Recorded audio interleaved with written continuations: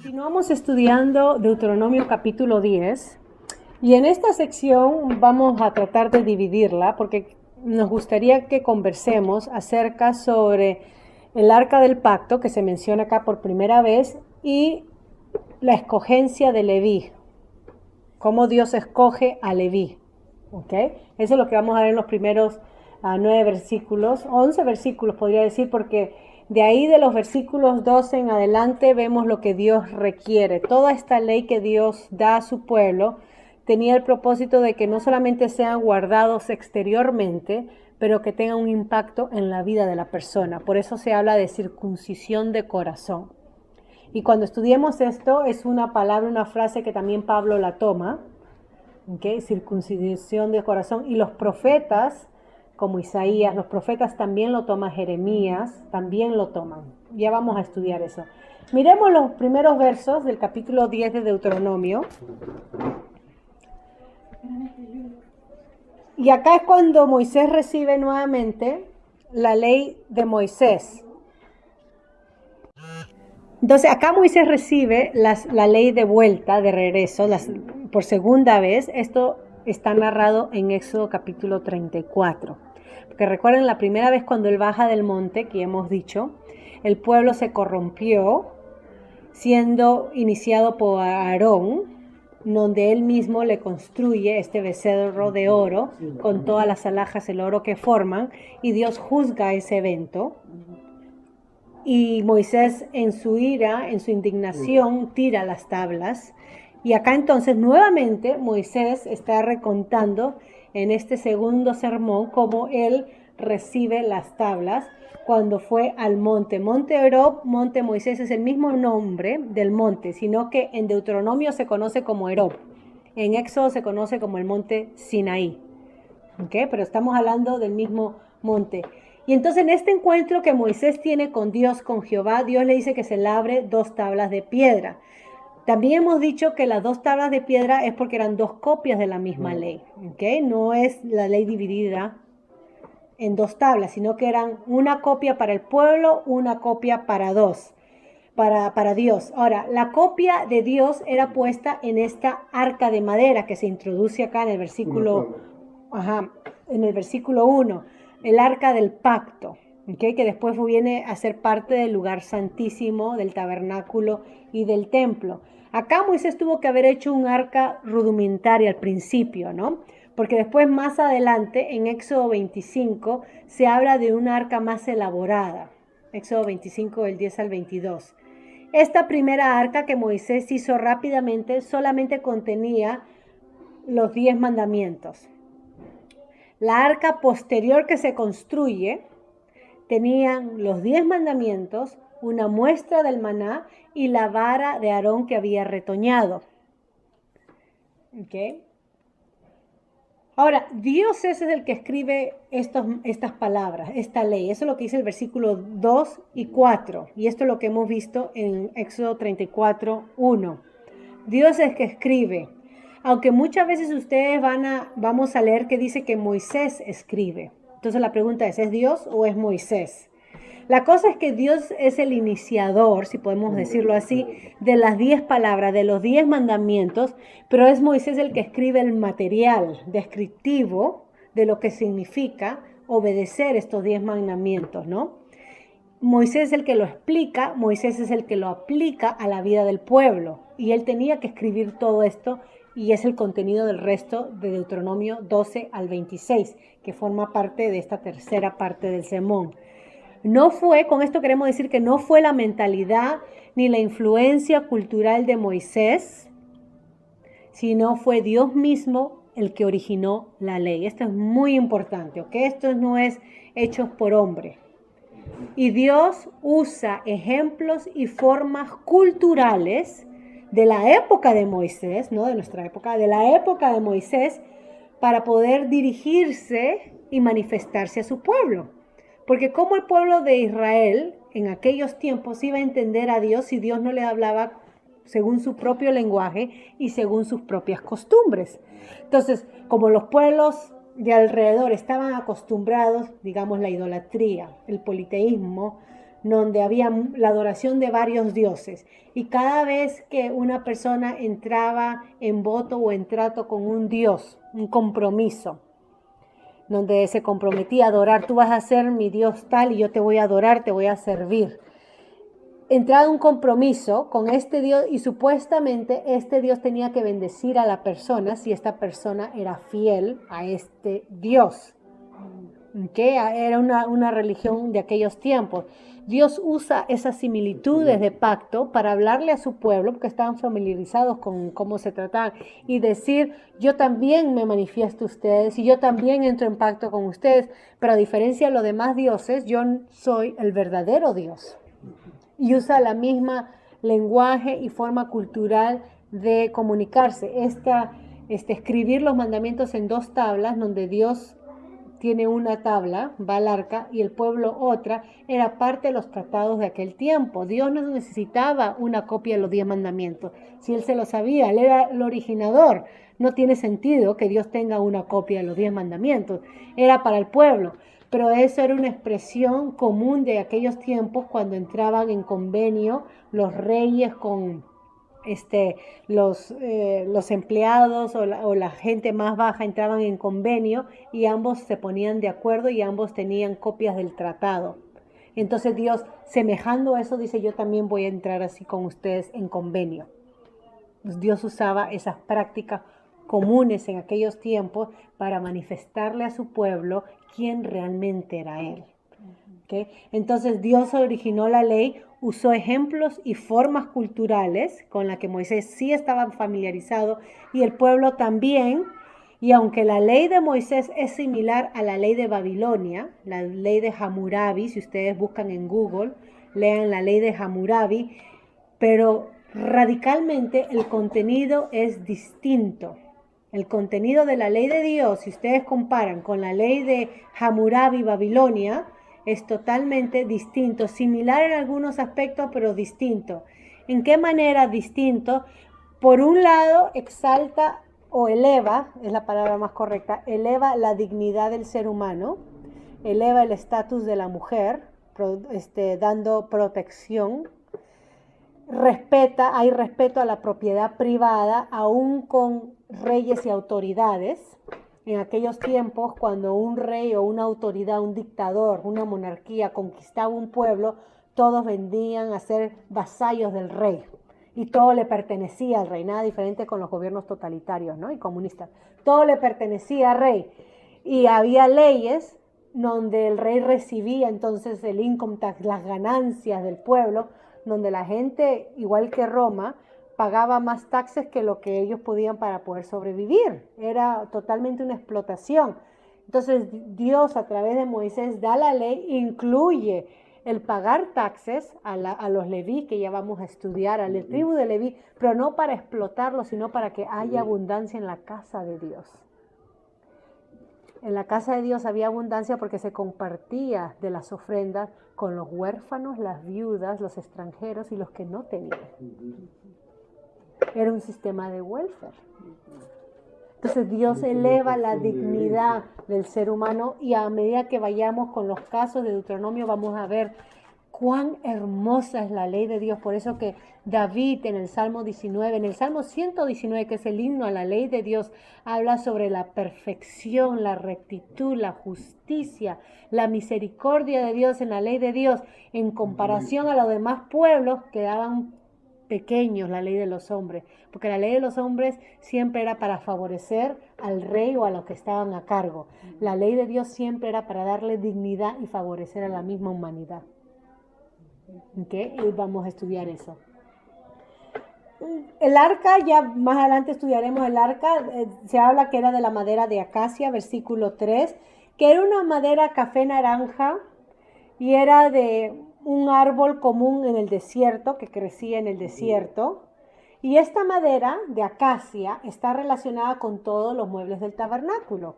Cuando ustedes lean sobre las instrucciones de los tipos de mueble y de madera que usaba en el tabernáculo, la acacia era una madera muy común. Y aparece aquí en Deuteronomio y en el libro de Éxodo. Ok, los 10 mandamientos, versículo 4.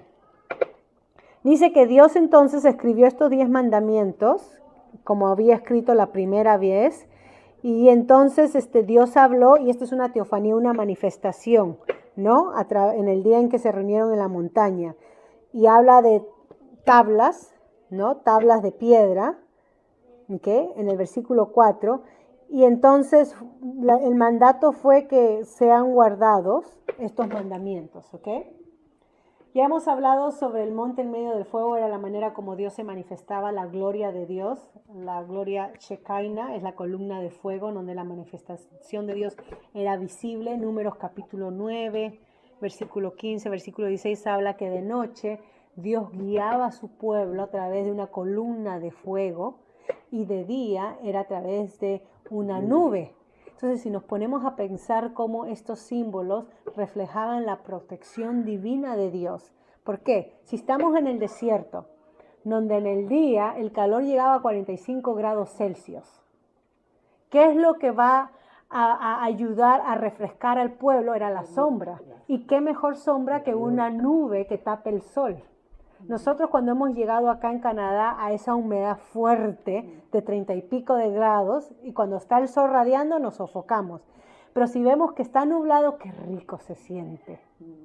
Y esa es la protección de Dios, que en medio del desierto, durante esos 40 años peregrinando, Dios tenía una nube de protección sobre su pueblo para que no sean afligidos por el calor del desierto. Y de noche, cuando las temperaturas bajaban a 6 grados, a 8 grados, miren la diferencia de 45, te mueres de frío, Dios tenía una columna de fuego.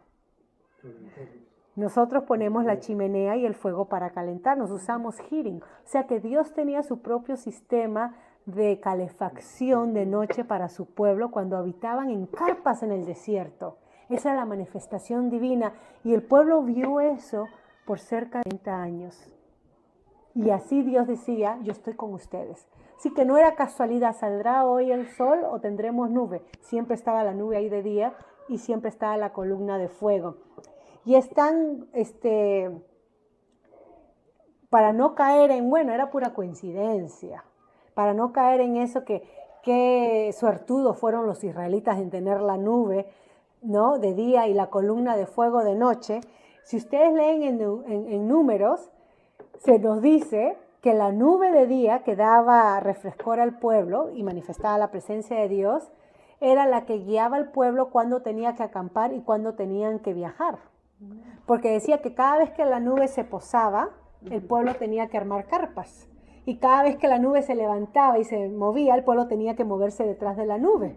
Así que estaban siguiendo una nube. En esos 38 años, el pueblo tenía que seguir la nube y hay veces la nube campaba por un día y se levantaba y hay veces se quedaba por varios días en el mismo lugar. Pero ellos tenían que confiar que eso era la guía de Dios. ¿Dónde está eso? Eso está en Números. Ustedes pueden leerlo en el libro de Números. Capítulo, si vamos a ser un poquito más exactos, le doy el capítulo. Desde... Ahorita les digo. Números 9, versículo 15 al 16. Habla sobre cómo la presencia de Dios se manifestaba a través de esa nube que estaba sobre el tabernáculo, cubriéndola, ¿no? Y cómo de noche era una columna de fuego. Pero el pueblo era guiado a través de esta nube. Esta nube era el compás, el GPS, ¿no? Pero era Dios mismo maniobrando esta nube, dirigiendo al pueblo. Versículo 18 dice que el pueblo acampaba según el mandato de Dios. ¿Okay? Y eso significaba que si la nube se quedaba ahí un tiempo, ahí ellos tenían que armar carpas. Versículo 18. Versículo 19, pero cuando, estoy leyendo Números 19, pero cuando la nube se movía, ellos también tenían que moverse. Y versículo 20, hay veces la nube quedaba por varios días. Ellos tenían que quedar por varios días. ¿Okay? Se movían de acuerdo a la dirección de la nube y así era según el mandato de Dios. Así es como Dios los guiaba. ¿Okay? Versículo 21 habla específicamente. Versículo 22, ya sea 2 días, sea un mes, sea un año o más tiempo, ellos seguían a la nube que estaba encima del tabernáculo, ¿no? De las carpas. Ellos no se movían si la nube no se movía y así obedecían a Dios. Qué interesante, qué interesante. Continuamos con Deuteronomio. Esa era la gloria de Dios, ¿ok? Que se movía. Miren esta parte entonces para terminar, versículos 6 al 9. Se mencionan estos lugares, ¿ok? Donde Israel partió de Berot Benen Jacán hacia Mosera, y se nos dice que ahí es donde Aarón murió y fue sepultado, donde Eleazar, el tercer hijo de Aarón, toma su lugar. Los primeros 2 hijos de Aarón no tomaron porque murieron, fueron castigados. Tienen que leer el libro de Números. Cometieron abominación delante de Dios ofreciendo fuego que no debían. ¿Okay? De ahí partieron. Y entonces si ustedes tienen un mapa, ustedes pueden seguir la ruta de cómo Israel estuvo andando en el desierto. Y se puede decir que era de una manera circular. ¿Okay? Era de una manera circular y así los tenía Dios. Donde había corrientes de agua, había sequedad y así los tenía Dios probándolos, como vamos a ver más adelante.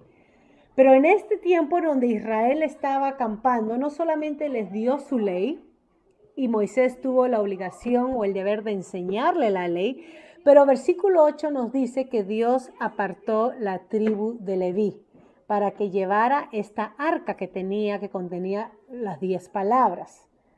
¿Okay? Y estuviera así delante del Señor. Los Leví llevaban el arca, servían al Señor, vamos a ver más adelante que servían en el tabernáculo y en el templo, enseñaban al pueblo la ley de Dios. Okay. Moisés enseñaba a los levíes enseñaban al templo, en el templo más adelante, pero al pueblo. Okay. Y los levitas no tenían heredad en la tierra. Recuerden que la tierra fue dividida a 12 tribus. No consta la tribu de Leví y no consta la tribu de José.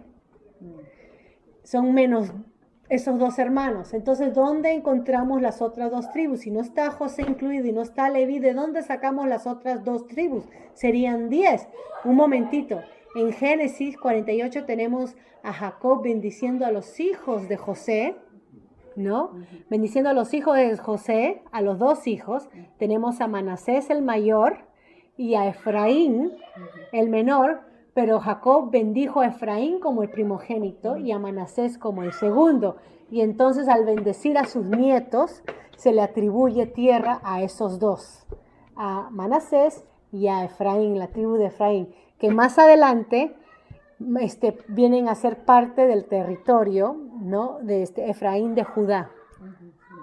Que vienen después del exilio de Babilonia, vienen a ser parte del territorio de Judá, Efraín. Entonces ahí tenemos las 10 tribus. Ok, ¿qué con la tribu de Leví? ¿Por qué Dios, versículo 18, apartó la tribu de Leví? Voy a ir brevemente y así sacamos algunas aplicaciones. Tenemos que leer Números capítulo 8 y el capítulo 16, que nos habla, ok, capítulo 18 también, que nos habla.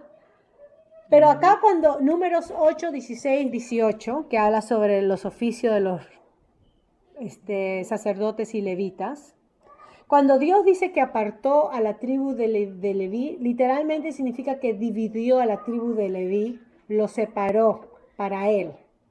Miren, ahora tomen atención a esto. La tribu de Leví estaba encargada del servicio del ritual de Dios. Todo lo que tenía que ver con los ritos. Parte de los ritos, aparte de enseñar la ley, eran los ritos de purificación, de alimentación, de discernir casos, de servir como jueces. Antes de la monarquía, la tribu de Leví estaba relacionado a eso, con el tabernáculo, de mantener el tabernáculo, la carpa de tabernáculo de adoración a Dios, todo en orden, todo limpio. Más adelante después es el templo lo que toma su lugar. Bendecir al pueblo, ¿okay? Juzgar las disputas de la gente, ser de jueces. Eso es lo que vamos a ver después del capítulo 21. Juzgar entre lo impío y lo inmundo, o lo limpio y lo inmundo. Vamos a ver leyes acerca de la contaminación, cuando los israelitas se contaminaban, como cuando tocaban a un muerto, se contaminaban y tenían que permanecer cierto tiempo fuera del campamento. Cuando la mujer tenía su ciclo menstrual, era contaminada y tenía que separarse por 7 días. Ahora, contaminación no significaba pecado, no tenía nada que ver, o sea, el estar contaminado no significa que habías pecado, tiene que ver con un ritual de pureza, donde eran apartados hasta que se cumple el tiempo. Ya más adelante vamos a estudiar en detalles por qué habían esas leyes y qué tiene que ver con nosotros. Todas estas leyes simbolizaban lo puro que debía mantenerse la persona internamente y no tanto el exterior.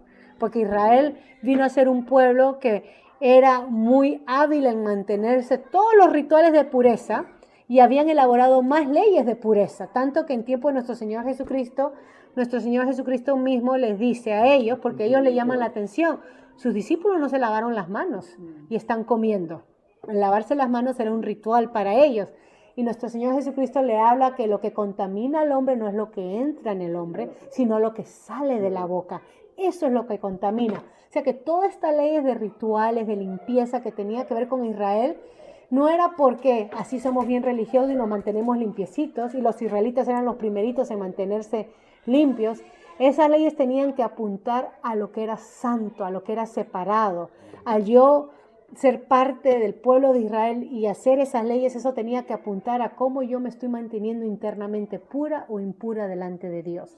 Porque eso es lo que Dios, exacto, era algo para hacernos recordar, el lavarnos, el no contaminarnos, no que había pecado, sino para hacernos recordar que mi vida internamente le pertenece a Dios y tenía que permanecer consagrada a Él, apartada a Él. A eso apuntaba. Entonces, los levitas eran encargados en juzgar cuando una persona era contaminada o no contaminada, según la ley que ya vamos a ver. ¿Ok? Israel había sido apartada entre todas las naciones, ya vimos eso. Era el pueblo de Dios. Pero dentro de Israel, Dios apartó la tribu de Leví.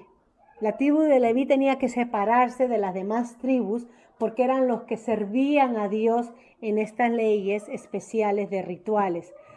Ahora, la tribu de Leví también suplantó a los primogénitos, porque Dios le dijo a Moisés que todo primogénito le pertenecía a él. Todo primer varón, todo primer animal, primera cosecha, todo le pertenecía a Dios. Pero para suplantar los primogénitos de los varones, Dios dijo, voy a escoger a los Leví y ellos van a ser los sustitutos de los primogénitos varones que me pertenecen a mí. Todo esto está en los pasajes que les he dado. ¿Okay? En Números que le di, los pasajes que le di. También capítulo 18. ¿Okay? Los levitas reemplazaron a los primogénitos y pertenecían a Dios. Y entonces se nos dice que Leví no tuvo heredad, versículo 9, no se le dio tierra. Ellos vivían en toda la ciudad, regados por toda la ciudad de Canaán, por toda la tierra de Canaán. Eran 48 ciudades donde ellos vivían en total. Acá en el pasaje con donde dice que Leví no tuvo parte ni heredad, porque a Leví no se le dio tierra, solamente vivían en estas 48 ciudades con sus tierras y pastos vecinos, donde cultivaban. En Números 18 se nos habla explícitamente las responsabilidades de estos sacerdotes que venían de la tribu de Leví y los levitas, específicamente en Números 18. Y en el versículo 8 se nos dice que todo lo que el pueblo traía en cuestión de ofrenda, en contribución especial a Dios, de sacrificios quemados, todo eso le pertenecía a los levitas. A través de los diezmos y las ofrendas que el pueblo tenía que darle a Dios, eso era para sustentar a la tribu de Leví, para mantener a la tribu de Leví. ¿Por qué? Porque la tribu de Leví estaba a cargo de administrar las cosas del tabernáculo, de enseñar al pueblo, de concentrarse en juzgar entre el pueblo las disputas, de enseñar la ley. Entonces, como ellos no tenían un trabajo aparte, ellos se dedicaban a eso, el pueblo tenía que mantenerlos. Entonces, todas las ofrendas que el pueblo traía para Dios era para la tribu de Leví. Eso está explícitamente en Números capítulo 18, versículo del 8 en adelante. ¿Ok? Ustedes pueden leerlo. Y versículo 20, por eso dice que ellos no debían de recibir ninguna propiedad en herencia. No tenían propiedad porque ellos dependían de la contribución del pueblo. ¿Qué pasa acá? Que cuando el pueblo de Dios se desatiende en la adoración verdadera a Dios y se desatiende en ofrendar y diezmar a Dios, como habla Malaquías 3, se hacen los locos. Lo que sucede es que los levitas regresan a trabajar al campo y no hay nadie que ministre en el templo y no hay nadie que esté enseñando la ley. Entonces, si la tribu de Leví no recibe sustento del pueblo, que el pueblo tiene que darlo, el mandato de Dios, no recibe sustento del pueblo, las personas de la familia de Leví tienen que ir a trabajar para poder mantenerse ellos y su familia. ¿Tiene sentido? Y al trabajar la tribu de Leví, las familias, es desatendido la enseñanza de la palabra de Dios y los rituales en el templo y el juzgar las disputas entre el pueblo. Y entonces el pueblo se hunde más en pecado y más en inmoralidad. Y eso es lo que vemos en Nehemías, cuando Nehemías regresa y dice, ¿por qué no están dando los diezmos? ¿Dónde están las ofrendas? ¿Qué hace Leví trabajando cuando ellos se deben de enfocar en este tipo de trabajo especial? Porque ellos le pertenecen a Dios. El pueblo se había desatendido. Entonces, cuando entendemos Malaquías 3 que dice,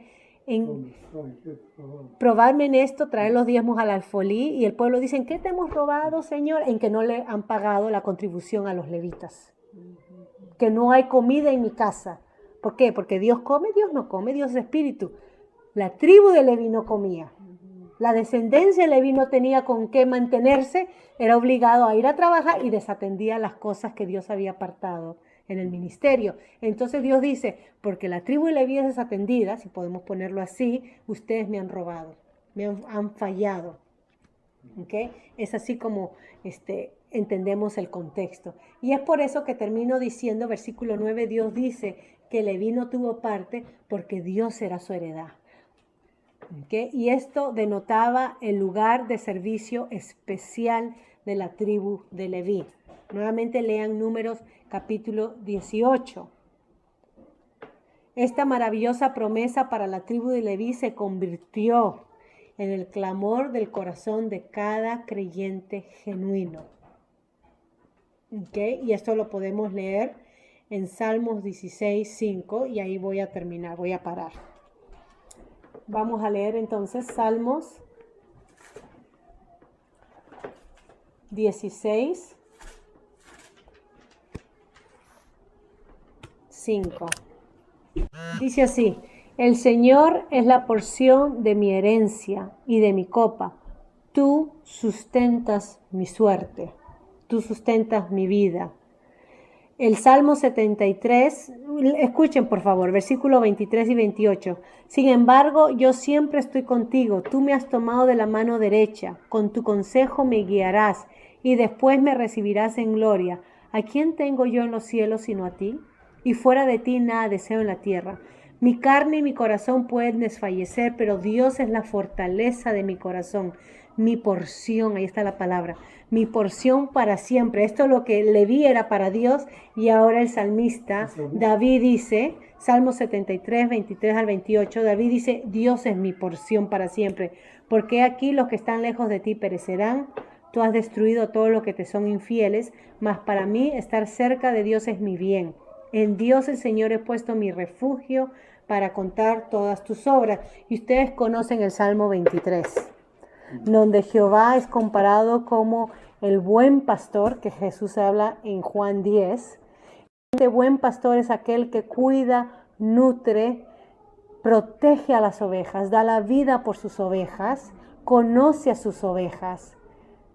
¿Okay? Se describe en este salmo hermoso la comunión íntima que tenía David con Dios. Bueno, esa comunión íntima empezó con la tribu de Leví, pero después vino a ser parte de todos los creyentes que realmente confían en Dios. ¿Cómo podemos aplicar entonces esta palabra de Deuteronomio capítulo 10 para nosotros la vida del creyente? que Dios es nuestra heredad. Dios es nuestra heredad. Dios es nuestro amparo y nuestra fortaleza. Al serle fiel a Él, al servirle a Él, podemos realmente experimentar el gozo de lo que significa al servirle a Dios, al ser fiel a Dios, podemos experimentar realmente lo que significa el gozo de su salvación. Hay una responsabilidad también para aquellos maestros que Dios los ha llamado a enseñar y predicar la palabra. La congregación de los santos, tenemos que ayudar a sustentar a aquellas personas. Porque muchas veces las otras distracciones hacen que la palabra de Dios no sea predicada o enseñada correctamente, porque en vez de las personas, los ministros, de enseñar y predicar la palabra como Dios la ha dado, se dedican a otras programaciones o asuntos que no son llamados a hacer. Pueden apoyar y ser parte, pero acá específicamente, si son llamados al servicio de la predicación de la palabra, hay que apoyarlos a ellos también con nuestros diezmos y nuestras ofrendas, porque nos están enseñando de Dios. Hay que ser parte de ese ministerio. Eso es bíblico.